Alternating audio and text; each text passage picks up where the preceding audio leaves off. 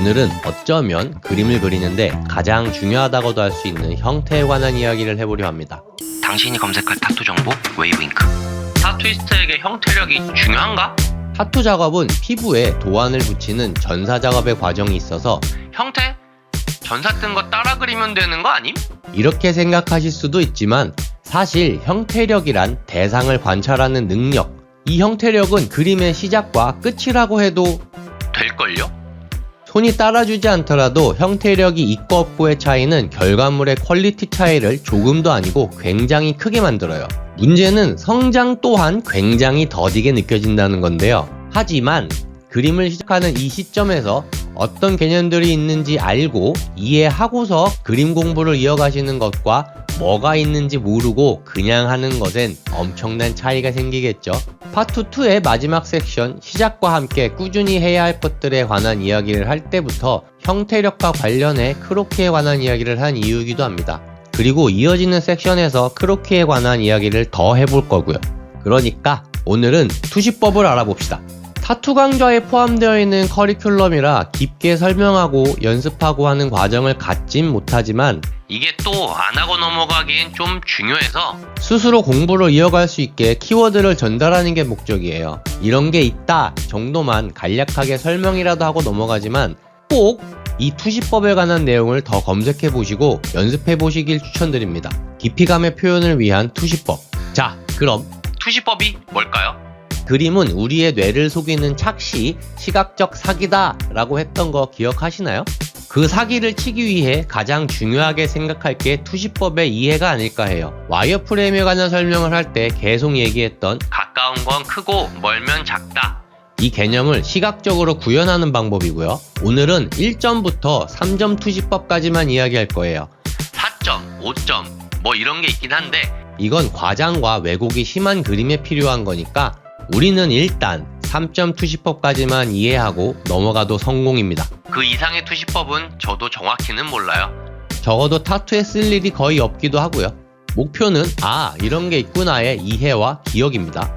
투시법을 설명하기 위해 먼저 알아야 할 건 수평선과 수직선 그리고 소실점이에요. 수평선은 쉽게 그냥 땅의 경계라고 생각하면 좋은데 우리가 보는 눈의 높이의 기준이 되고요. 수직선은 수평선과 수직이 되는 선으로 똑바로 서 있는 물체의 기준선이 됩니다. 물체가 땅과 수직이면 똑바로 서 있는 거겠죠? 소실점은 멀면 작다, 멀어질수록 작아져서 점이 된다. 가까운 곳에서 먼 곳으로 가는 우리의 시선이 그 끝에선 결국에 점이 되어버리는 그런 느낌이라고 생각하면 이해가 조금 쉬울 거라고 생각해요. 이 투시법들을 이용해서 가장 만만하면서도 이해하기가 쉬운 정육면체, 박스를 그려볼 거예요. 1점 투시, 수평선과 수직선 그리고 소실점 한 개로 표현되는 투시법입니다. 수평선 위에 시선의 방향이 되는 한 점을 기준으로 소실점을 하나 찍어주세요. 박스의 한 면을 그려주고 꼭지점 4개가 생기죠? 이 꼭지점들을 소실점이랑 연결되는 라인을 그려줍니다. 여기에서 박스의 옆면이 되는 깊이를 정해서 수직으로 그어주면 입체적인 박스가 하나 생겨요. 거리에 따라 여기 라인의 길이 차이가 생기게 되죠. 1점 투시법은 정면에서 본 장면을 입체적으로 표현하기에 좋아요. 2점 투시, 수평선과 수직선, 소실점 2개를 사용해요. 수평선과 수직선을 그리고 그 수직선을 기준으로 양쪽에 소실점 2개를 찍어줍니다. 수직선의 높이를 지정해서 위와 아래에 점을 찍어주고 그 점을 소실점과 연결해주세요. 그럼 2개의 면이 생기죠? 여기에 깊이를 정해 수직선을 그어주면 입체적인 박스가 생깁니다. 1점 투시가 정면이라면 2점 투시는 측면이나 대각선 쪽에서 보는 대상의 깊이감을 표현해줘요. 특히 2개의 대비가 큰 면이 보이기 때문에 명암과 덩어리의 차이가 극적으로 표현되면서 1점 투시에 비해서 공간감과 입체감이 더 강하게 느껴지기도 하고요. 3점 투시, 수평선과 소실점 3개를 사용해요. 1점과 2점 투시는 너비, 깊이의 표현에 좋고 3점 투시는 거기에 높이의 개념이 추가되었다고 보시면 되는데요. 그래서 수평선으로 기준이 되는 눈높이의 소실점 2개에 시점에 따라 위나 아래에 소실점 하나가 더 추가돼요. 기본적으로 2점 투시와 같아요. 눈높이의 기준이 되는 수평선과 사물의 각도 기준이 되는 수직선을 하나 그려주고 박스의 높이가 되는 기준을 잡고 수평선의 소실점 2개와 연결해주세요. 그리고 박스의 깊이가 되는 점 하나를 찍어 그 점과 나머지 다른 소실점을 연결해줍니다. 이걸 반복하면 이점 투시와 비슷한 박스가 생기게 되는데 이 차이를 아시겠나요?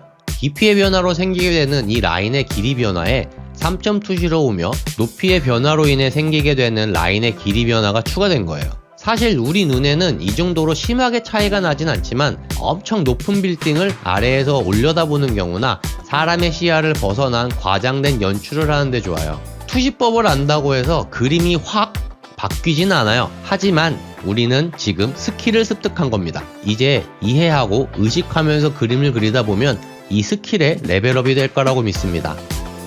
와이어프레임과 투시법에서 계속 이야기하는 건 바로 가까우면 크고 멀면 작다예요. 그럼 가까우면 앞에 있고 멀면 뒤에 있다. 이건 또 무슨 얘기일까요? 다음 파트인 타투 도안 구성을 위한 디자인 이론에서 답을 찾으실 수 있을 거예요. 좋습니다. 고생하셨어요. 다음 영상은 와이어프레임 때 잠깐 이야기했던 트레이싱에 관한 이야기를 더 깊게 할 계획인데요. 그때도 다시 만날 수 있길 바라봅니다. 구독과 알림 설정 잊지 마시고요. 오늘도 감사합니다.